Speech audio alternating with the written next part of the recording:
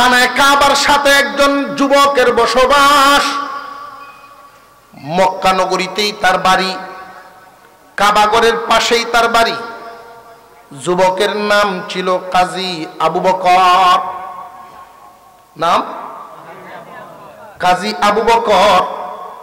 এই কাজী আবু বকর কুরআনুল কারীমের হাফেজ। কুরআনের হাফেজ, কুরআনুল কারীমের হাফেজ। অর্থের দিকে খুব গরিব, নিজের জায়গা নাই, নিজের সম্পদ নাই, মাও নাই, বাবাও নাই। এই কাজী আবু বকর যুবক অন্যের জমিনে কাজ করে পেট চালায়, রিজিকের ব্যবস্থা করে। হাজীগণ যখন হজ করতে আসেন, হাজীদের খেদমত করে কিছু পয়সা রুজি করেন, এটা দিয়েও চলেন। কিন্তু জীবনে কোনোদিন হারাম মাল গ্রহণ করে না, হারাম খাদ্য সে খায় না। সৎ পথে উপার্জন কাজী আবু বকর, এই হলো তার জীবন চলা। কাজী আবু বকর একদিনের ইতিহাস, একদিনের ঘটনা। চোখের সামনে পড়ে গেল একটা টাকার ব্যাগ। কিসের ব্যাগ? টাকার একটা ব্যাগ পড়ে গেছে তার চোখের সামনে। আগের দিনে ব্যবসায়ীর কাছে ক্ষতি থাকতো, চিনেননি? ক্ষতি আর ঢুকায় বরিয়া করে লম্বা লতা ছিল, মুখপান্ত বান্ধে আবার কোমরও। কি কইন আপনারা? ক্ষতি ওই কি কই, ব্যবসায়ীরা কোমরের মধ্যে থাকতো। সফর করলে মুসাফিরদের কোমরের মধ্যে থাকতো। মূল্যবান কাগজপত্র, টাকা পয়সা এটার মধ্যে ভরে রাখতো। এইরকম একটা টাকার ব্যাগ কাজী আবু বকরের সামনে পড়ে গেছে। কাজী আবু বকর ব্যাগটা উঠাইছে, উঠায় বড় পেরেশানির মধ্যে পড়ে গেছেন। মুখটা খুইলা দেখেন টাকা এবং স্বর্ণ অলংকারে ভরা। চিন্তায় পড়ে গেছে, না জানি কোন মালিকে হারাইয়া কত পেরেশানির মধ্যে আছে। আমরার মতো লোকটা কি, এই যে কাজী আবু বকর কি ধনী না গরিব? বুঝতেছেন তো? যদি আমরা সামনে পড়তো মাসলা বললে আমরা ওই ঠিক করলাম না যে আমি যে গরিব মানুষ, কষ্ট বিষ্ট করে চলি, আল্লাহ মনের ভাও করছে, মাসলা দিলাইলাম না।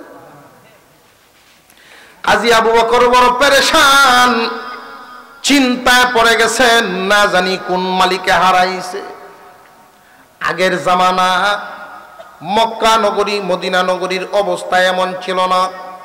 এখন তো বিল্ডিং ভাড়া নিয়ে হাজিগণ থাকেন, সিট বেড কোনো কিছুই সাথে নেওয়া লাগে না। আগে অবস্থাটা এমন ছিল, বৃহত্তর ময়মনসিংহের মানুষ গিয়া এক জায়গায় তাঁবু গাড়ত, ঢাকা বিভাগের মানুষ এক জায়গায়, বরিশাল বিভাগের মানুষ এক জায়গায়। সাইনবোর্ড টাঙানো যাতে চিনা সহজ হয়। বাংলাদেশের মানুষ এক জায়গায় তাঁবু গাড়ছে, সব বাংলাদেশি হাজিরা এক কেন, ইস্তেমার মাঠও যেভাবে থাকে। কাজী আবু বকর তাঁবুর সামনে সামনে গিয়া গিয়া ঘোষণা দেন, কেউ কি কোনো টাকার ব্যাগ হারাইছেন নি রে ও হাজিগণ? যদি হারায় থাকেন তাহলে বলেন, আমি একটা ব্যাগ পাইছি। তখনকার জিন্দিগির, তখনকার জামানার হাজিগণ তো এখনকার হাজির মতো না। এখনের হাজি হইল আলহাজের হাজি, তখনকার হাজি আর এখনকার হাজি সমাননি।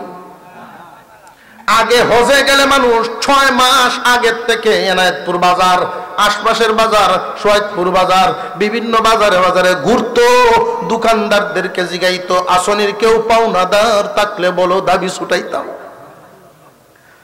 আত্মীয় স্বজন রে আইনা দাবি ছুটাইয়া কাফনের কাপড় সাথে লইয়া রওনা দিত। সবার কাছ থেকে বিদায় নিয়ে যাইতেন, যদি আল্লাহ কবুল করেন জান্নাতুল বাকি, জান্নাতুল মুআল্লায় ঘুমায় যাইব। মক্কা মদিনার ওই কবরস্থানেই থাইকা যাইমু এই নিয়ত করিয়াই তারা যাইতো, দায় দাবি ছুটাই যাইতো। আর এখনকার হাজি খবর পাওয়া যায় এমন মানুষও আছে হজে গেছে কিন্তু জনগণের মাল 100 কোটি খায়ালছে। এমনও হাজি আছে হজে গেছে ঠিক 20 কোটি ঋণ তৈয়া গেছে। আগের হাজি আর এখনের হাজি বেশ কম আছে না নাই? তাবুতে তাবুতে ঘুরতেছে, মালিক পাওয়া যায় না, কেউ স্বীকার করে নাই যে ব্যাগটা আমি হারাইছি। একদিন 2 দিন 3 দিন পার হয়ে গেছে, মালিক মিলে না, মালিক পাওয়া যায় না। 3 দিন পরে বড় পেরেশান। আমি আগেই বলেছি লোকটা গরিব, কাজ করলে খাবার আছে, কাজ নাই খাবার নাই। 3 দিন পর্যন্ত পরের মালের বোঝা লইয়া ঘুরতেছে। জানিয়া রাখবেন, যাদের অন্তরে আল্লাহর ভয় থাকে, পরকালের চিন্তা যাদের অন্তরে থাকবে, এই দুনিয়ার জমিন তো অস্থায়ী, শুরুতে বলছিলাম মনে আসেনি? অস্থায়ী দুনিয়ার চিন্তা হবে কম, স্থায়ী জিন্দেগির চিন্তা হবে বেশি। দুনিয়ার চিন্তা হবে কম, আখিরাতের চিন্তা হবে বেশি। এই মানুষগুলোর অন্তরের হালত হলো পরের মালের বোঝা এদের কাছে অনেক ভারী হয়, পরের মালের বোঝাটা এদের কাছে অনেক ভারী হয়।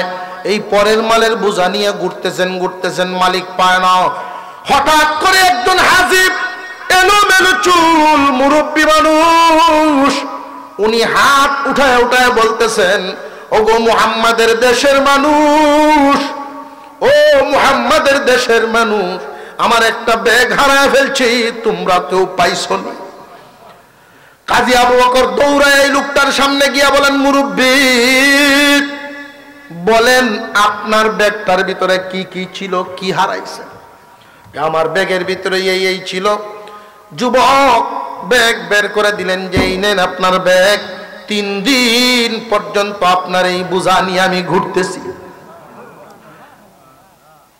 মুরব্বী জিজ্ঞাসা করেন, যুবক রে, তোমার যেই বয়সটা, এই বয়সে তো এই মাল নিয়ে ঘুরার কথা না, তোমার ভিতরে কি স্বর্ণ টাকার লোভ নেই? যে হ্যাঁ আছে, হালাল পথে আছে, হারাম পথে নাই। পরের মালের লোভ আমার অন্তরে নাই। মুরব্বী বড় খুশি হয়ে গেছেন যুবকের উপর। এমন বয়সে একজন যুবক যদি এই কথা বলে,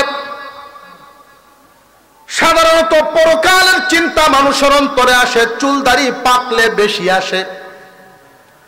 এই যুবক বয়সেই যারা এমন চিন্তা রাখবে, দুনিয়ার চাইতে আখিরাতের ফিকির অন্তরে বেশি, এই যুবক যৌবনের হেফাজত করলে আল্লাহ তারে ওলি বানাইবেন। পরকালের চিন্তা বেশি, দুনিয়ার চিন্তা কম, পরের মালের লোভ নাই। মুরব্বী অপলক নজরে আশ্চর্য দৃষ্টিতে তার দিকে তাকায় রয়েছে। ব্যাগের ভিতর থেকে স্বর্ণের একটা টাকা বের করে দিয়েছেন, নাও বাবা, হাদিয়া দিলাম। যুবক বলেন, মাফ করবেন, আপনার এই মুহূর্তে হাদিয়াটা আমি নিতে পারলাম না, যদিও জানি হাদিয়া দেওয়া নেওয়া সুন্নাত, কিন্তু কেন নিলাম না জানেননি? আপনার এই মালটা আমি পাওয়ার পরে আমার নফসে ধোঁকা দিছে এটা খায়া ফেলার জন্য। আমি সবর করেছি, পরের মাল কেন নিব? পরের মালের লোভ আমার অন্তরে নাই। নফসের সাথে যুদ্ধ করে যেহেতু সবর করেছি, কুরআনুল কারীমের ভিতরে আছে, ইন্নামা ইউওয়াফাস সাবিরুনা আজরাহুম বিগাইরি হিসাব। ও মুরব্বী, আল্লাহর কোরআনে আল্লাহ বলছেন সবরকারীর বদলা দিবেন আল্লাহ। আপনার কাছ থেকে নিয়ে আমি ওই দরজা বন্ধ করব না। আপনি শুধু আমার জন্য দোয়া করবেন, কারণ মানুষ যখন হজ করে আল্লাহ তার সব গুনাহ মাফ করে দেয়। হালাল মাল দিয়া হইতে হবে, শর্ত পূরণ করিয়া যদি কেউ পুরোপুরি নিয়ম মেনে, আলেমদের সাথে পরামর্শ করে, নিয়ম মাইনা যদি হজ করে, মান হাজ্জালিল্লাহ লাম ইয়ারফাস ওয়া লাম ইয়াফসুক রাজা'a কায়াউমিন ওয়ালাদাতহু উম্মুহু। হাদিস আছে। আপনি দোয়া করবেন আমার জন্য। আলাদা হয়ে গেলেন, যুবক রইল মক্কায়, হাজী চলে গেলেন তার দেশে। কিছুদিন পরে এই যুবক ছেলে দিনই একটা কাফেলা নিয়ে দিনই সফরে রওনা দিছে। পানিপথে নৌকা যুগে রওনা দিয়েছে, পানির উপর দিয়ে ঢেউয়ের কবলে পড়ে গেছে, ঘূর্ণিঝড়,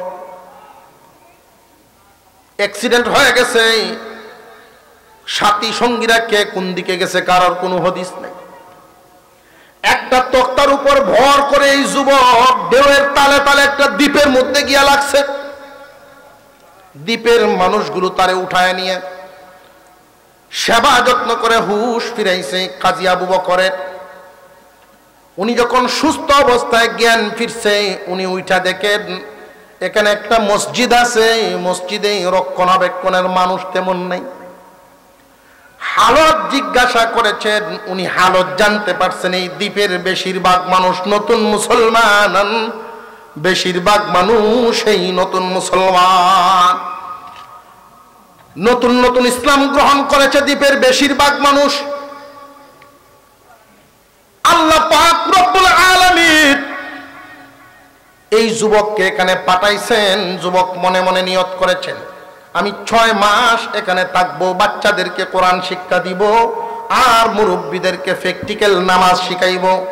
6 মাসের নিয়ত করে ফেলছে এই যুবক। আপনারা আমার খানার একটু ব্যবস্থা করে দিবেন, আর মসজিদের বারান্দায় একটা সাইটে জায়গা করে নিলাম। 6 মাসের মেহনতে দ্বীপের চিত্রটা এমন পাল্টিছে, সকাল বেলায় বাচ্চারা আর মার সাথে থাকে না, ফজরের পরই মক্তব। বর্তমান সময়ের অবস্থা হয়ে গেছে, আমাদের মক্তবগুলো এখন বন্ধ হওয়ার উপক্রম।